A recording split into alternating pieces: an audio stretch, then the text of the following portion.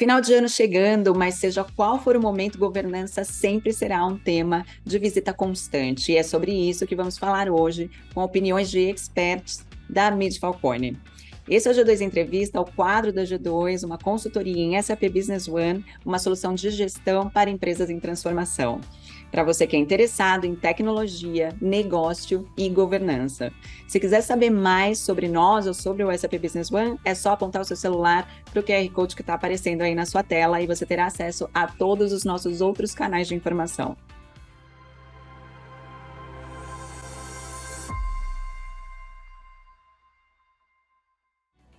Uma introdução rápida aqui para explicar para vocês como a gente realmente compartilha conhecimento e experiência. A Mid Falcone é a nossa consultoria de negócios e os convidados de hoje são o Eric Noda, gerente de Customer Success, e o Alberto Gandarilhas, o nosso carrasco, mas já queridíssimo consultor.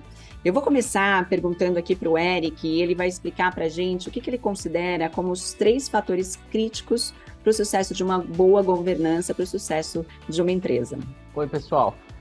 Então, existem 3 fatores críticos de sucesso de acordo com o professor Falcone. Quais são eles, né? Liderança, conhecimento técnico e conhecimento gerencial, ou seja, um método, né? Pode ser empresa, governo, instituição, enfim. Qualquer organização geral, essas 3 frentes, né, esses 3 fatores, eles são importantíssimos e eles têm que ser constantemente estimulados, né? É uma jornada sem fim, né? Um trabalho contínuo para o resto da vida da organização. Primeiro, liderança, né? Dentre esses 3 fatores que eu citei, com certeza a liderança é o fator mais importante em uma organização, né? Sem liderança, nada acontece. De nada adianta ter método, né, ou conhecimento técnico, né, se a liderança não está lá para fazer acontecer. Então, liderança é fundamental. E qual que é o conceito de líder para o professor Falcone, né? Líder é aquele indivíduo que bate metas consistentemente com o time e fazendo de forma correta, né? Esse é o conceito simples do professor Falcone, né? Vamos dar uma desdobrada aí, uma destrinchada nesse conceito, né? Liderar é bater metas. Por quê? Porque liderança tem a ver com alcance de resultados, né? Atingir resultados. Esse é o papel do líder, melhorar resultados na organização que atua, né? Consistentemente, ou seja, ele tem que ter aquela disciplina, né? Não adianta ser voo de galinha, né? Bater meta um mês, fica 5 meses sem bater, daí bate novo. Tem que bater consistentemente, ou seja, tem que ter consistência na entrega de resultado. Com o time. Por que com o time, né? Ninguém faz nada sozinho. Então, um gestor, ele tem que atuar junto com as pessoas, ou seja, tem que engajar, né? Tem que inspirar o time. Então, uma andorinha só não faz verão. É com um time de pessoas que ele entrega esse resultado, né? Fazendo certo. O que seria isso, né? Promover uma cultura alinhada aos valores da organização, né? Ou seja, ele jogar dentro das regras de forma ética. Simples assim. Então, liderança é primordial e dentre esses 3 que eu citei, é o mais importante. Qual que é o segundo fator? Conhecimento técnico. O que seria conhecimento técnico nesse caso, né? Seria o conhecimento relacionado com o processo ou atividade no qual o indivíduo ou a própria empresa atua, trabalha, né? Por exemplo, se alguém trabalha no setor financeiro, deve ter o quê? Conhecimento específico da área financeira. Se atua, por exemplo, na área de marketing, também tem que ter conhecimento de marketing, e assim vai. Toda empresa tem que zelar, né, para que esteja sempre atualizado esse conhecimento técnico em nível global. Então, no caso da G2, né, que atua com tecnologia, né, que é um mercado muito dinâmico, então sempre a gente tem que estar em linha, sempre tem que ter o conhecimento dentro de casa das inovações, da tecnologia de ponta, né? A gente sempre tem que saber o que há de mais moderno no mercado, né? E ter esse pensamento, né, esse mindset de aprendizado contínuo, né, de sempre estar aprimorando esse conhecimento técnico para a gente entregar um melhor resultado possível para os nossos clientes. E qual que é o terceiro fator? Né? Conhecimento gerencial, ou seja, método, né? Método nada mais é do que o caminho para a meta, né? O caminho para se atingir resultados, ou seja, ter conhecimento gerencial para atingir resultados.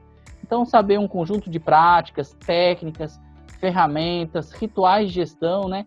Para extrair a melhor gestão possível daqueles recursos que você tem na mão naquele momento.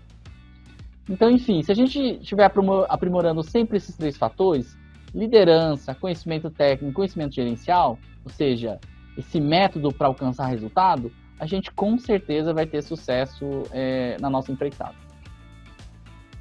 Espero que você esteja gostando aqui do nosso bate-papo. Essa pausa é rapidinha para te pedir para curtir esse vídeo, se inscrever no canal. E se você tiver preferência pelo formato podcast, é só procurar por G2Cast na sua plataforma preferida. Alberto, eu queria que você compartilhasse com a gente quais os maiores desafios de governança que você tem identificado ao longo da sua carreira. Eles são diferentes conforme o tamanho das empresas? Bom dia, Gláucia. Obrigado pelo convite. Bom, vai ser um prazer conversar com você sobre governança corporativa. Desafios, vamos lá. Pues dos maiores desafios, ¿no?, que eu vejo no dia a dia para a implantação das práticas de governança corporativa, pues está relacionado com a própria mudança, ¿no?, na cultura da empresa. O cardápio de desafios, o cardápio de obstáculos é bem variado, ¿no? Desde fallas en tentativas anteriores, resistência dos usuários, que costuma ser dos principais obstáculos, questões de custo, questões de tempo, falta, ¿no?, de líderes visionários, falta de disciplina, ¿no? A gente fala muito de método, fala muito de disciplina, fala muito de rituais. Então essa falta de disciplina é um grande ofensor, não? É dizer, o cardápio é muito variado, não?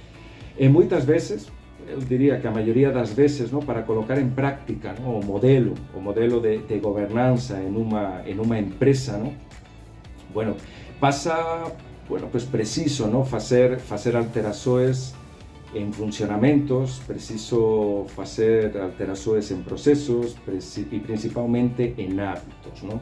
Em hábitos que costumam estar já bastante assimilados, bastante interiorizados e enraizados, ¿no?, na dinâmica da empresa.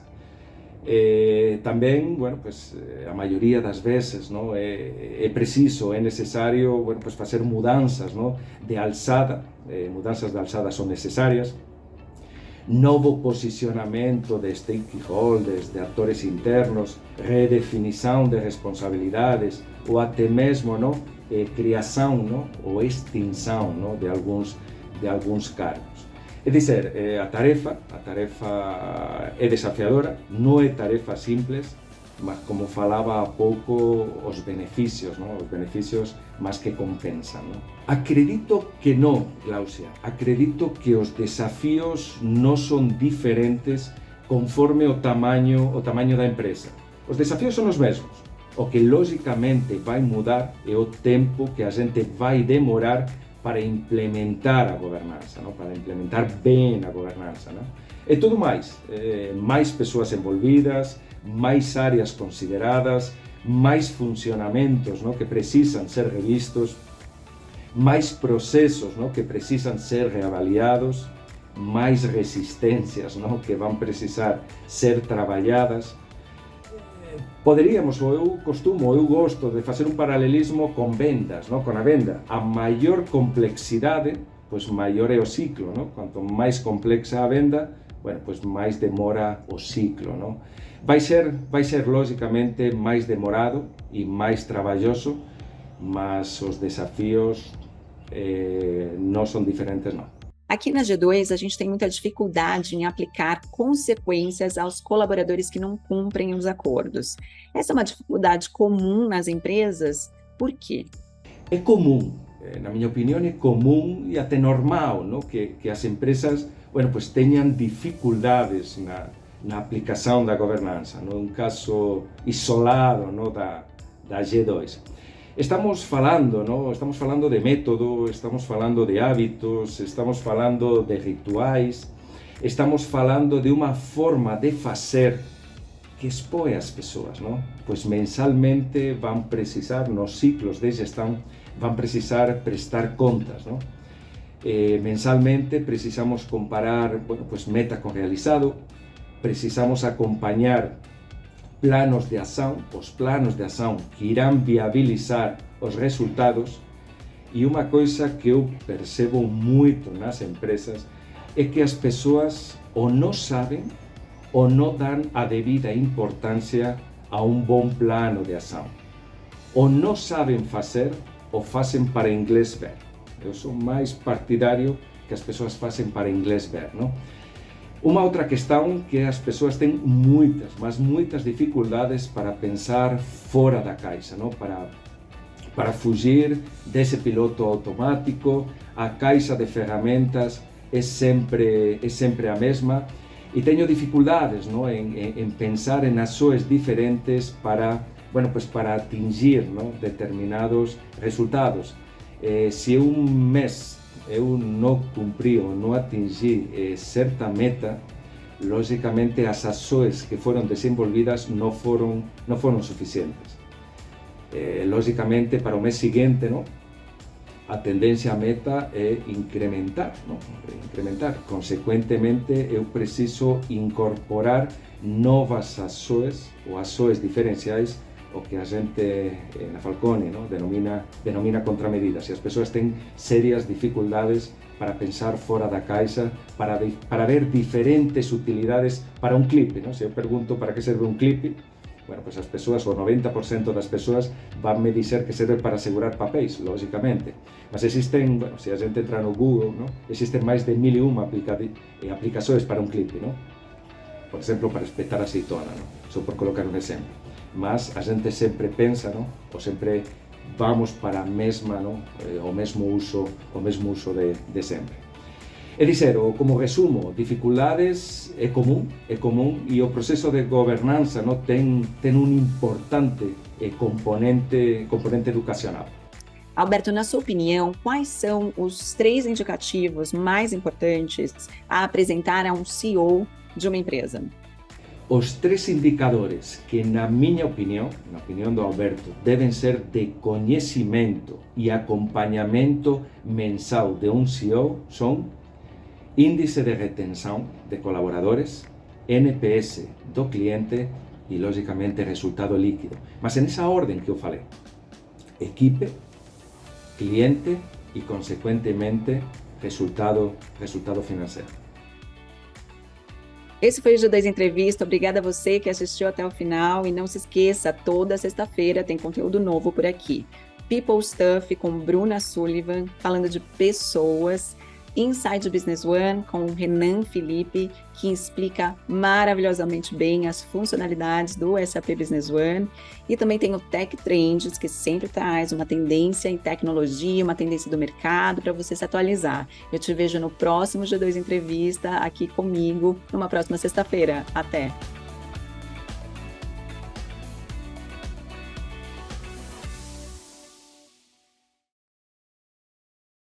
Se quiser saber mais sobre nós ou sobre o SAP Business One, é só apontar o seu celular para esse QR Code que aparece na sua cela. Putz, foi quase. Bora. É que vai esquentando o motor. Daqui a pouco já pega e já vai no embalo.